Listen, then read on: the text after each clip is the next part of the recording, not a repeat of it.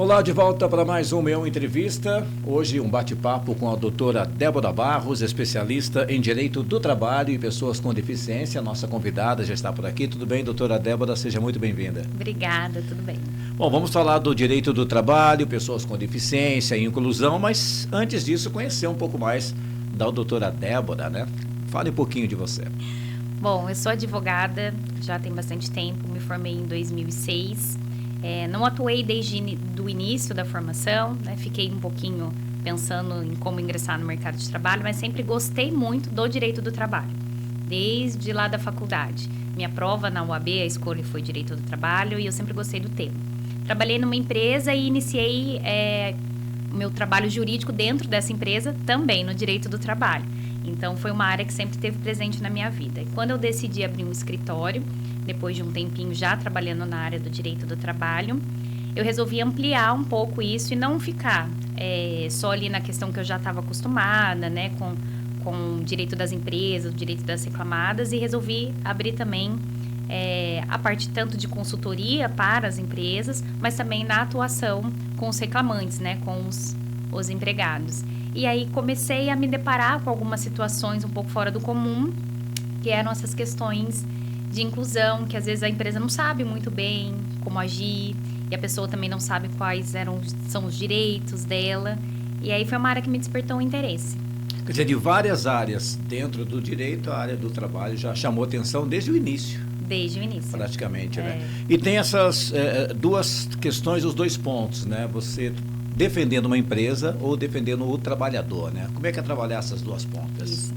Eu acho que é importante o advogado conhecer todos os lados, né? Então, quando eu estou atuando pela empresa, obviamente a gente vai entender um pouco do que aquela empresa precisa, mas eu também penso com a cabeça como se eu fosse a advogada do trabalhador. Então, eu consigo trazer esse ponto também para a empresa. Olha, se eu fosse advogada do trabalhador, eu faria tal coisa. Então, a gente precisa se atentar nesse ponto. E quando eu estou pelo trabalhador também, né? Olha, se eu fosse advogada da empresa, isso aqui que você está falando não está muito legal. Então, eu acho que é importante ter essas duas visões. E eu gosto muito mais da matéria, né? Até do que um lado ou outro. Porque no direito do trabalho, não tem um que está 100% certo, né? Então, ora a empresa vai estar mais certa, ora o empregado vai estar mais certo. Então, é uma balança que ela fica oscilando aí o tempo todo.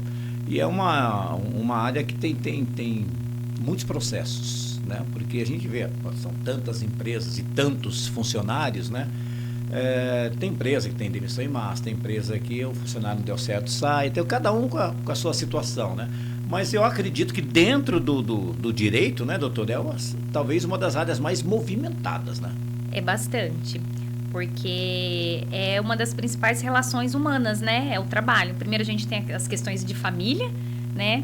São as relações humanas e as questões familiares, e depois o trabalho, porque todo mundo tem família e todo mundo trabalha, né? Então, são problemas que todo mundo está aí sujeito a ter, seja quem emprega, seja quem trabalha. Então, é uma área muito ampla e que tem muitos assuntos para serem debatidos. Quando a gente fala assim, direito do trabalho, ele é um baú cheio de outras questões lá dentro. Então, é diferente de você pegar, de repente, uma área, direito tributário, e só vai falar mais daquele assunto, a questão, né, de tributos, uma questão mais de direito. Quando a gente vai para o direito do trabalho, a gente atinge várias questões de fatos, relações que não estão descritas na lei, né? Porque é dinâmico, nem tudo que acontece na vida está na lei. Então, ela é uma área muito dinâmica, muda toda hora muda a decisão, posicionamento. Então, não tem como ter pouco processo, porque hoje nasce um direito que ontem não existia. Sim. E não está lá na lei. E aí cabe ao advogado, ao Poder Judiciário debater sobre aquela situação. E é importante também até o funcionário e o prestador de um serviço entender, né, como a lei, o que que rege, porque é diferente você ser o CLT, você ser um MEI, abrir uma empresa para prestar um tipo de serviço, que daí no momento ali da confusão, né, as coisas são bem separadas, né, os direitos de um talvez sejam bem diferentes dos direitos de outros, né.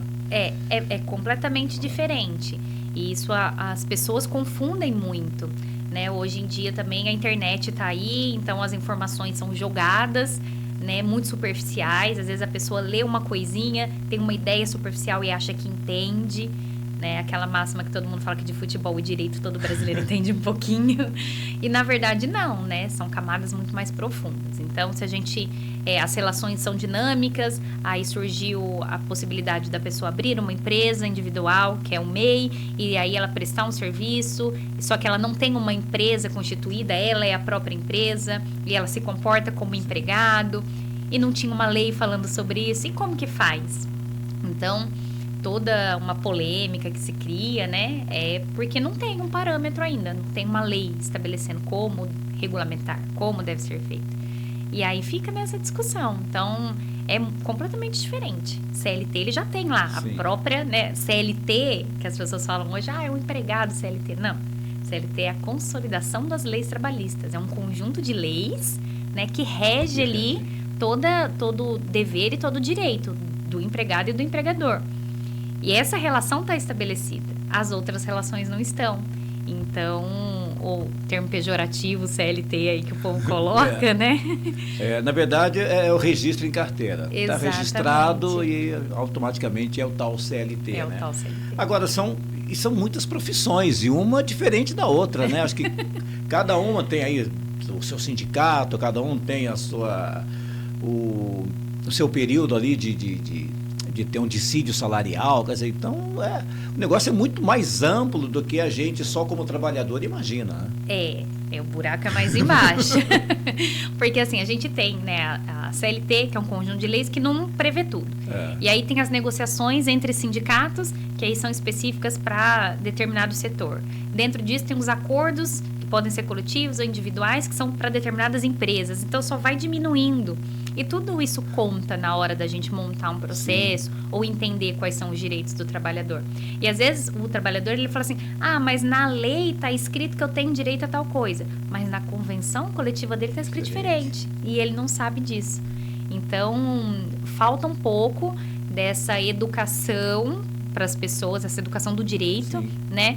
Para entender quais são os direitos delas e quais são os deveres também, né? Porque todo mundo que tem direito também tem dever, não pode esquecer dessa parte. E aí nós tivemos alguns anos aí a pandemia que mudou totalmente, né? Essa questão de emprego, de como você se comporta no trabalho. A gente levou o trabalho para casa. E tem gente que segura o trabalho em casa até hoje, né? Gostou do tal de home office e fica. Como é que ficou isso de lá para cá, doutora? Porque cresceu o número de pessoas trabalhando assim de uma maneira mais maleável, né? Muitas empresas até adotam, enfim. Mas para muitos ainda é uma novidade, né? De entender todo esse processo. Para a própria justiça é uma novidade ainda, né? Porque não existe dentro desse conjunto de leis nada que faça referência unicamente a home office, né, ou ao trabalho em casa. Então, tudo que vale para o trabalho na empresa também vale para o trabalho em casa. Mas aí entram outras questões. Por exemplo, eu sou dona de uma empresa, eu controlo a minha empresa, eu sei a hora que o funcionário entra, sai, eu sei se a cadeira que ele está sentando está dentro das regulamentações necessárias, eu sei se tem acessibilidade ali, uma rampa, o banheiro, e dentro da casa dele. Como eu sei que ele está trabalhando num ambiente salubre, como ele está com as condições de trabalho adequadas. Então, para a própria justiça, isso ainda está engatinhando. Então, é muito complicado. Quando a gente pega um processo dessa natureza, a gente precisa entender também o que é obrigação da empresa dar, o que não é obrigação da empresa dar. Então, é uma novidade para todo mundo. A tendência é ficar, né? Mas também a tendência é regulamentar isso de uma forma mais particular. E hoje a gente não tem essa regulamentação. De uma certa forma, a empresa fica até mais enxuta, né? Pode ela, no trabalho funcional dela, ficar até melhor, e com as pessoas trabalhando em casa, né? Mas tudo isso depende ainda de alguns acertos, né? Alguns ajustes, porque é uma coisa nova, né? Mas que acabou mudando bastante, né, doutora?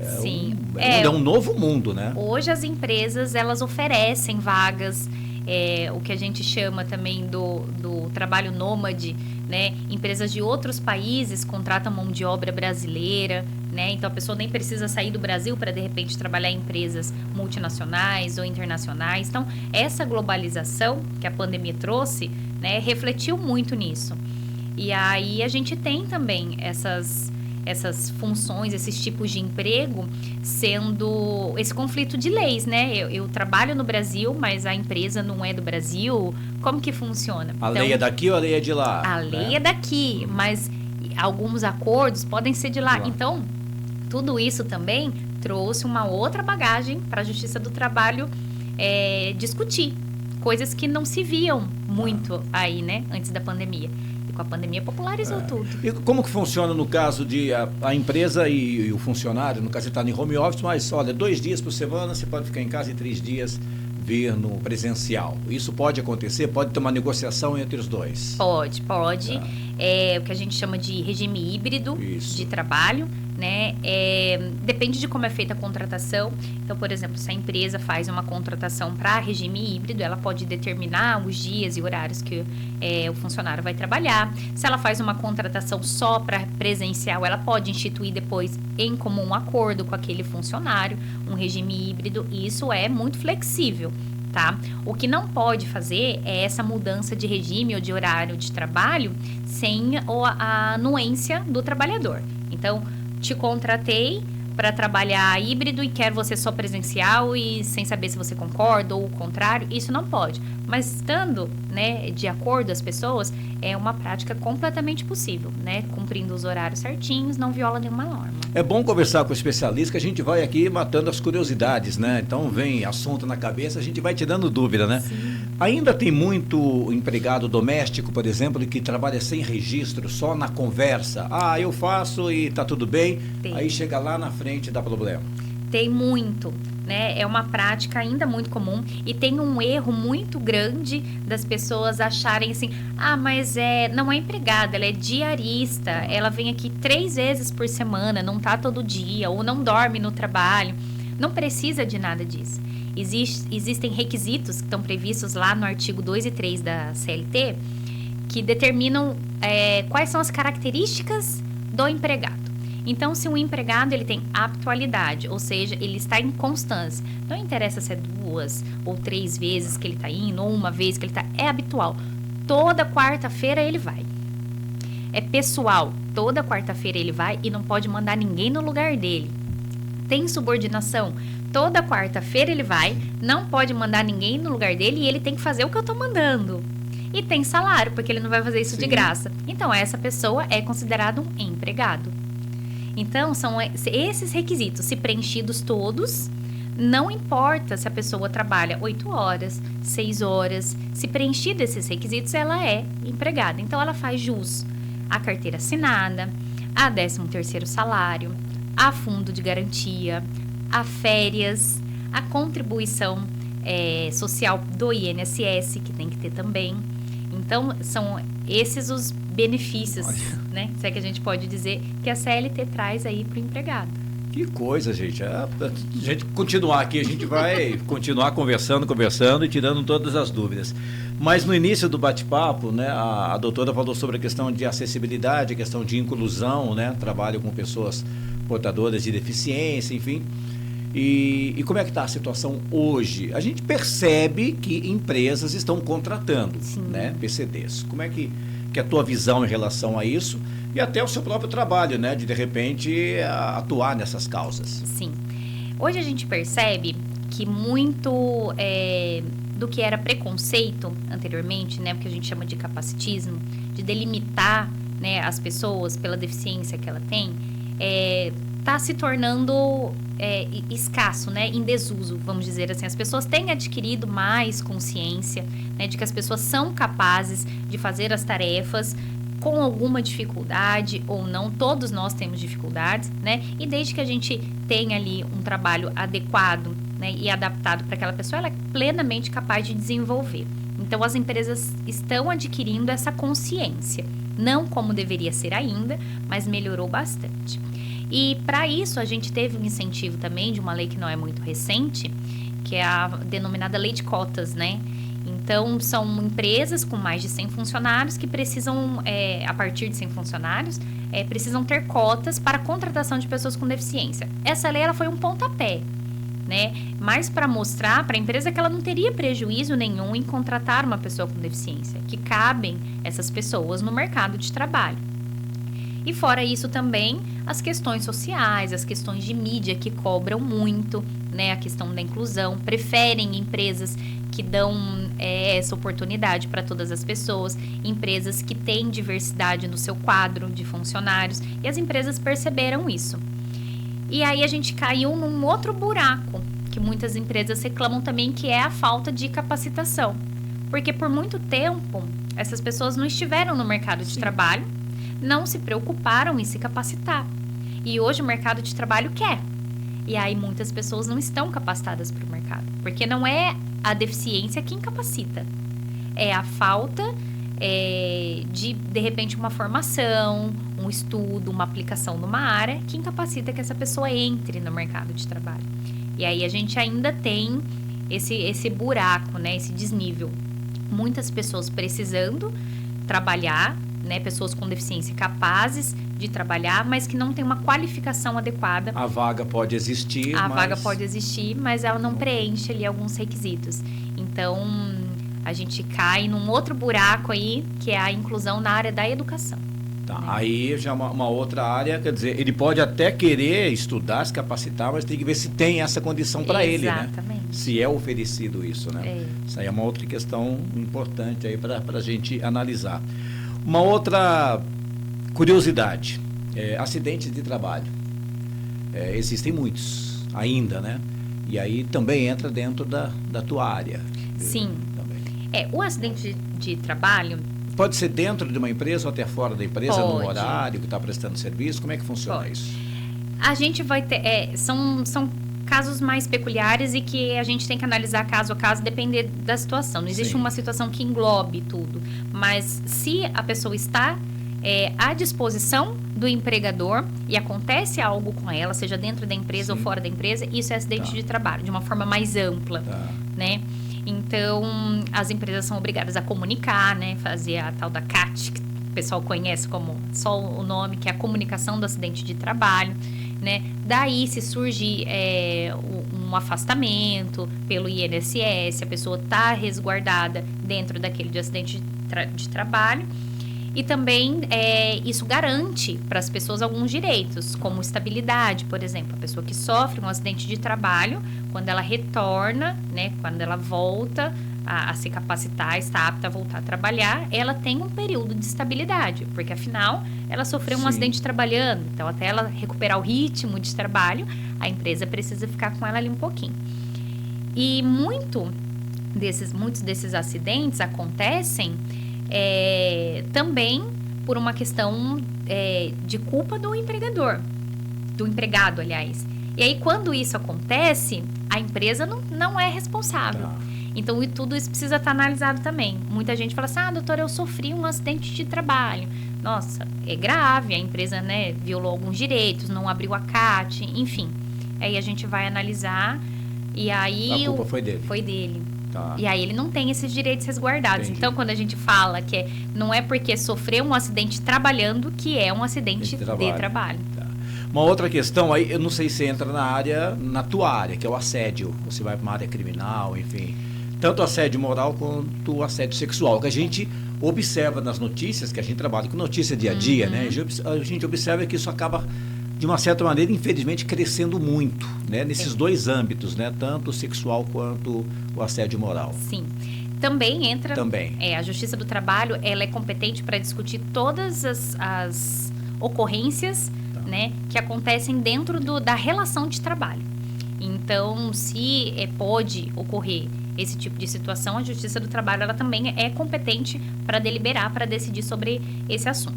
Essa competência, ela é recente, mais ou menos, tem cerca de 20 aninhos por aí, porque essas questões de assédio moral, dano moral, era discutido fora da Justiça do Trabalho, e depois ela englobou, né? Essa competência foi majorada.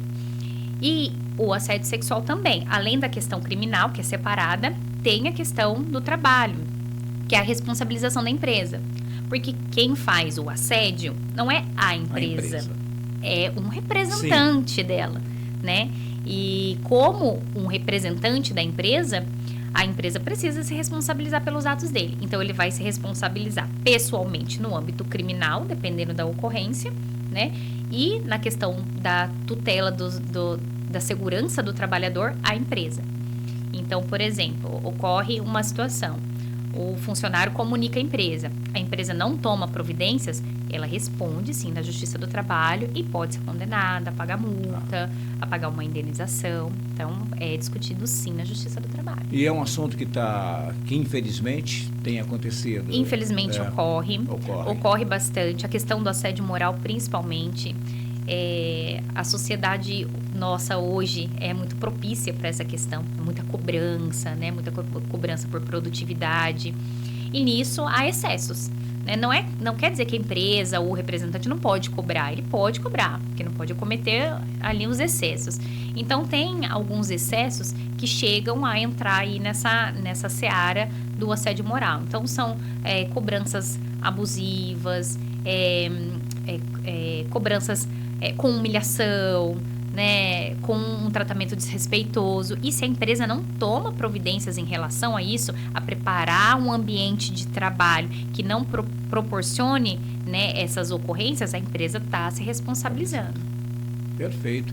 Doutora, mais alguma coisa que a gente não falou aí? Eu sei que tem bastante coisa, né? Mas que gostaria de deixar aí claro para quem está nos acompanhando, de alerta, orientação, enfim. Eu acho que você tocou num ponto muito legal que eu queria falar um pouquinho mais, que é essa questão da inclusão no mercado de trabalho. E hoje, como a gente lida também com as questões psicológicas dentro do ambiente de trabalho, né? Que também a gente traz um pouquinho para essa questão aí do assédio ou dos excessos, né? O excesso de trabalho, o excesso de cobrança, que hoje são normas novas que estão entrando em vigor. Então, por exemplo, recentemente o burnout foi identificado como uma doença do trabalho, né? E como doença ou acidente do trabalho, a empresa também se responsabiliza e o trabalhador também tem alguns direitos resguardados. E para que isso não aconteça, foi editada recentemente uma norma, né, a NR1. Ela não está em vigor ainda para aplicação de multas, mas ela já está em vigor para aplicação a partir de maio, agora, se não me engano, dia 26.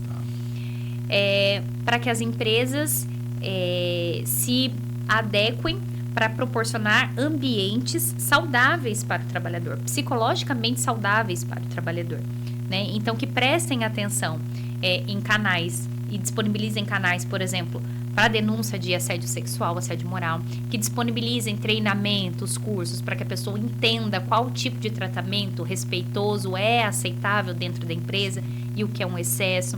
Então, é importante as empresas se atentarem. E quando a gente fala das empresas, a pessoa pensa assim, numa empresa gigante, numa multinacional. Não, qualquer empresa. Um mercadinho da esquina que tem 2 funcionários lá dentro, ele tem que se atentar a essa questão também. Porque a Justiça do Trabalho, ela não vai distinguir entre grande e pequeno. A lei vai valer para todas, né? Então, quando chega, mas eu sou uma pequena empresa, eu fazia isso porque precisava. Não, tem que estar lá dentro também adequado aí à legislação. E a mesma coisa as questões de inclusão. Hoje, a obrigatoriedade, a gente tem na lei de cotas, é só para empresas maiores, acima de 100 pessoas. Mas existem incentivos para empresas menores contratarem.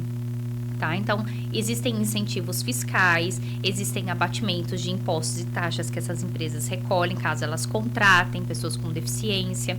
Existe um incentivo para a própria pessoa com deficiência ingressar no mercado de trabalho. Porque às vezes as pessoas elas ficam receosas, por exemplo, que elas recebem um benefício, né, destinado lá à pessoa com deficiência, e pensam, mas e se eu for para o mercado de trabalho, eu perco esse benefício, eu não sei se eu vou permanecer no mercado de trabalho, depois eu tenho que dar entrada de novo, isso eu não consigo. É uma dúvida que permeia tanto a empresa que está contratando, quanto a pessoa que está sendo contratada. E hoje tem um benefício que é um auxílio para as pessoas com deficiência ingressarem no mercado de trabalho. Então, ela tem metade do benefício que ela receberia, que é o BPC-LOAS, né? Metade desse valor, correspondente a meio salário mínimo, para ingressar. Então, a empresa paga o salário dela e a Previdência Social vem e complementa, né? Para incentivar que essas pessoas contratem. Então, empresas né, que conseguem contratar pessoas com deficiência, coloquem isso também nas vagas, especifiquem, façam disso um atrativo, né? É importante as pessoas conhecerem também. Não necessariamente a partir de 100 funcionários. Não Pode necessariamente, ser menos, que vai ter os benefícios empresa que também. vai ter os benefícios. Tem empresa que faz processo seletivo já com uma parte destinada a PCDs, né? Também já é uma outra alternativa, né? Sim. Você já seleciona a partir daquele momento. Né? As vagas específicas, né, que a gente fala, elas cabem dentro de qualquer empresa. Então, não precisa delimitar, né? Então, se eu tenho uma empresa, por exemplo, que eu não tenho condições de colocar um elevador, mas eu tenho condições de fazer um processo seletivo para uma pessoa com uma outra deficiência que não seja física ou tão gravosa. Sim. Então, pode se abrir. Não, a pessoa com deficiência, ela tem direito de disputar toda e qualquer vaga disponível no mercado, independente se ela é destinada para pessoa com deficiência ou não. Tem uma vaga de atendente de shopping, por exemplo. Qualquer pessoa tem que ir lá e ter condições de ingressar naquela vaga. Então, ela não pode ser impedida porque ela tem uma condição. Então, as empresas têm que ter, né? Mas essa vaga não é destinada a pessoa com deficiência. Não existe isso. Todas as vagas de trabalho têm que ser de ampla concorrência. Do mesmo jeito que não pode, né, limitar por questões de crença, cor, sexo, né? Então, as vagas têm contrato só homem ou contrato só mulher, né? Claro que podem ter suas preferências, mas não pode ter essa limitação. E a gente está com a revista aqui, vou mostrar já, mas antes, você tem um escritório, né, que você atende? Isso. Fica em Jacareí? Fica em Jacareí, tem escritório em Jacareí e eu faço muito atendimento online também. Hoje as pessoas têm preferido. É fácil também, né, porque... Não precisa pegar trânsito, Exato, né? A pessoa pode estar muito distante daqui, de repente, pegar uma orientação, conversar com você, também ali pelo vídeo é fácil, né? Isso. Também é. Gostou da revista? Gostei. Gostou? Essa revista, vou mostrar aqui, ó, nessa câmera, tem o Dr. Ivan aqui na capa, é a revista que o Metrópole Magazine, né, que é do Grupo Meon, fez, especialmente aí com vários advogados. E aqui nós temos a doutora Débora Barros, tá aqui, ó, falando um pouquinho disso que nós conversamos hoje aqui. Então, se você tem até um QR Code aqui, né, para dar um caminho para você ter mais informações. E para você ter acesso a essa revista agora, você pode entrar no meon.com.br. Lá nós temos o ícone de Metrópole Magazine, lá tem todas as nossas edições e uma delas é essa aqui específica do direito. Doutora, muito obrigado por ter vindo aqui, compartilhado um pouco da tua experiência com a gente. Foi muito bom. Obrigada, eu que agradeço a oportunidade. Grande abraço, até a próxima. Até. Conversei com a doutora Débora Barros aqui no nosso Meon Entrevista. Até a nossa próxima edição. Até lá.